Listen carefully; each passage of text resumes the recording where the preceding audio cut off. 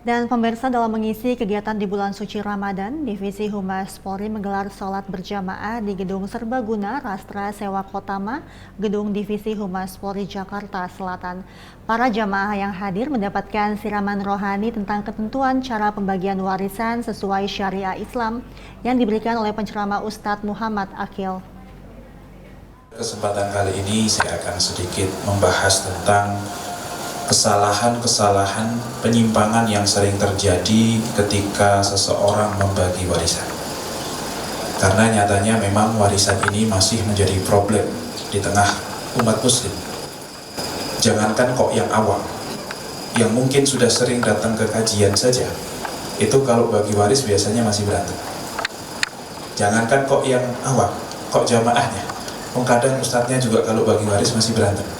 Kenapa? Karena sebagaimana Rasulullah SAW pernah bersabda bahwasanya ta'allamul faraid wa 'allimuha, pelajarilah ilmu faraid, ilmu waris dan ajarkanlah.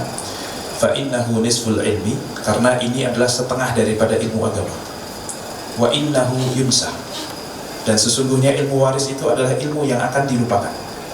Wa huwa awwalu ma yunza'u min ummati, dan ilmu waris adalah ilmu yang akan dicabut pertama kali dari umat ini.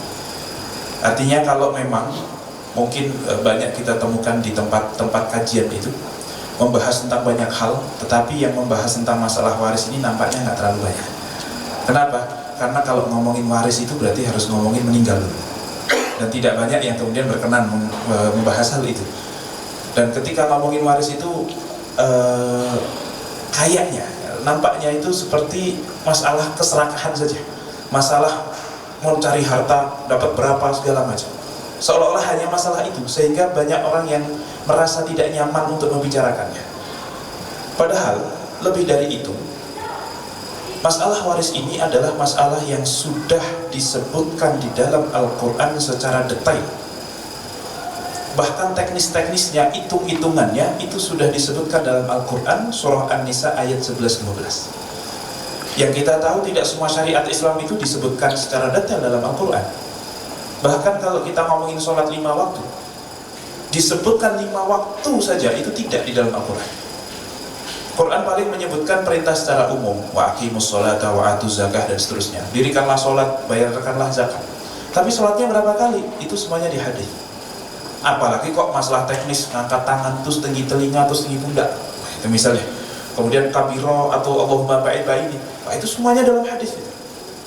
Ya, kemudian sedekapnya di mana segala macam, itu semuanya di dalam hadis, tidak disebutkan dalam Al-Quran. Tetapi untuk masalah waris ini Allah sebutkan secara langsung, secara jelas di dalam Al-Quran, bahkan terkait detail-detailnya. Suami kalau istrinya meninggal dapat berapa, istri kalau suaminya meninggal dapat berapa, anak laki-laki dapat berapa, perempuan berapa, nanti orang tuanya almarhum dapat berapa, kakak adik dapat berapa, segala macam itu sudah disebutkan di dalam Al-Quran. Silahkan nanti cek di An-Nisa 11-12. Ini menunjukkan satu, bahwa pentingnya luar biasa masalah waris sampai Allah dalam tanda kutip turun tangan langsung. Yang kedua, kenapa Allah harus turun tangan langsung? Karena kalau kita ngomongin waris itu biasanya manusia itu sangat subjektif. Sangat subjektif. Gambarnya kita yang laki-laki itu melihat istri kita ya hanya berstatus sebagai istri kita dan paling ibu dari anak-anak.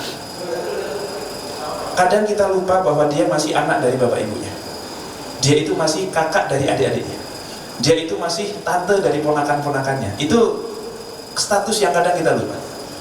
Apalagi kalau perempuan melihat suaminya, itu biasanya lebih sempit lagi. Ya suami saya itu pokoknya dia suami saya dan bapaknya anak-anak, titik. Lupa kalau dia itu masih anak dari bapak ibunya. Yang sering kali ini jadi timbul masalah. Kemudian lupa kalau dia itu masih abang dari adik-adiknya, dia masih om dari ponakan-ponakannya, dan seterusnya. Dan kalau ngomongin masalah waris memang jadi rancu nanti. Nah, sehingga kita perlu untuk kemudian memahami, belajar lebih lanjut kira-kira kesalahan apa aja yang sering terjadi, supaya kemudian ada tindakan preventif dari kita.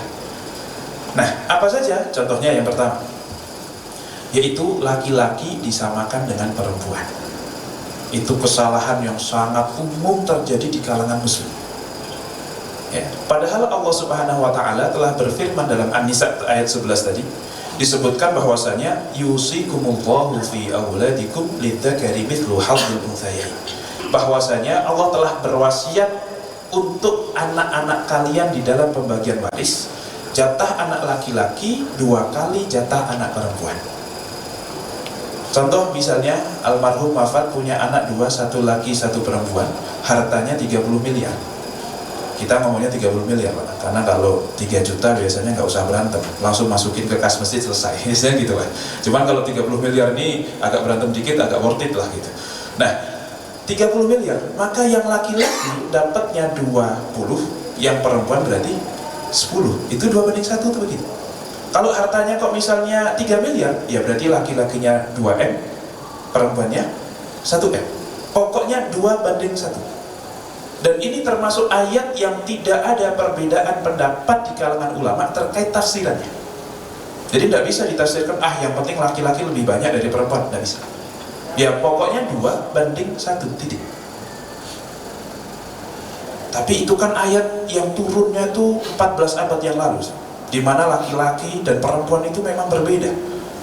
Perempuan rata-rata di rumah semuanya, nggak ada yang kerja, nggak ada yang kemudian menghasilkan uang. Maka pantas laki-laki dikasih 2, perempuan dikasih 1.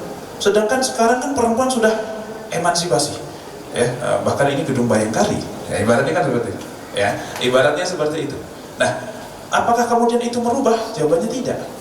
Karena kalau alasan 2:1 karena dulu laki-laki kerja perempuan tidak, maka harusnya yang kerja malah dikasih lebih sedikit daripada yang tidak. Dia punya kemampuan menghasilkan, sedangkan yang perempuan tidak. Ya. Terus kenapa kok dibaginya seperti itu? Pertanyaan yang paling final, mungkin kita bisa cari hikmahnya lah. Laki-laki tanggung jawabnya lebih banyak, begini. Dalam banyak kasus laki-laki tanggung jawabnya lebih banyak, tapi tidak sedikit kasus yang suami istri, suaminya kerjaannya di rumah mancing mulu sama main burung gitu Pak ya. Terus istrinya sampai jadi TKW. Ada kan yang seperti itu? Apakah kemudian hukumnya tidak berlaku yang seperti itu? Itu berlaku. Kurang lebih seperti itu. Nah, itu hikmah itu bisa kejadian di satu kasus, tidak cocok di kasus yang lain. Tetapi kenapa jawaban paling pamungkas, kenapa Allah kok kemudian 2:1 aturannya? Ya karena Allah maunya begitu.